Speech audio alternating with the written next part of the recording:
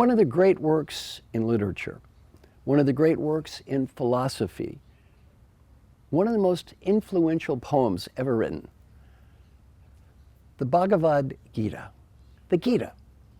The Gita makes some wonderful points that we can use as we journey through life to help ourselves today.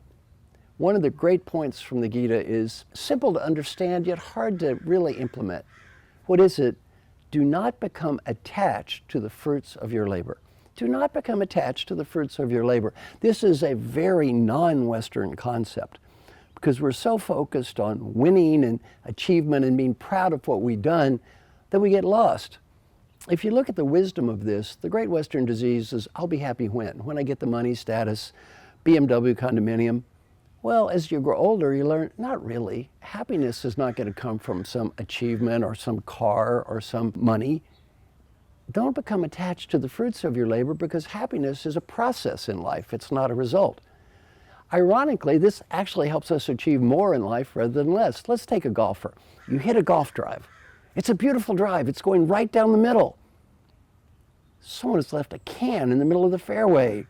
Randomly, your drive hits the can and bounces into a sand trap. If you're not careful, what happens? You become angry, livid. You go to the sand trap, you swing too hard, you knock the ball across the green, you throw your club into a lake. You ruin the day for everybody. Why? You let that one shot, the results of that, ruin your day. As opposed to a great learning point for golf that comes from the Gita is this. You play the shots that's in front of you. You hit a bad shot, what do?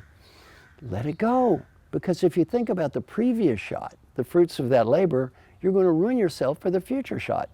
Now, a couple of the great Western coaches in college history totally understand this point.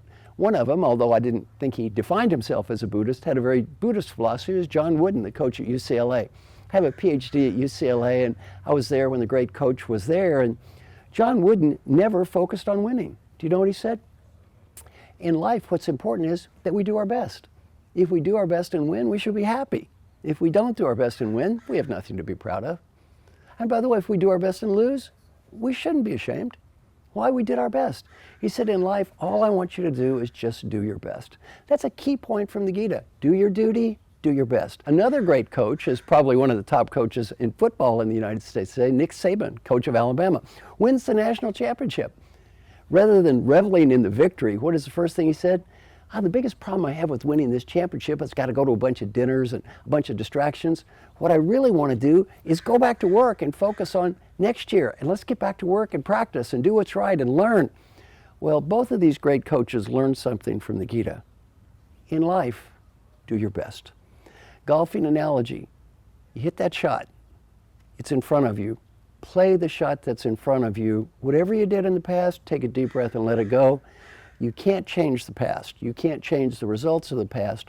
All you can do in life is do your best and focus on the future.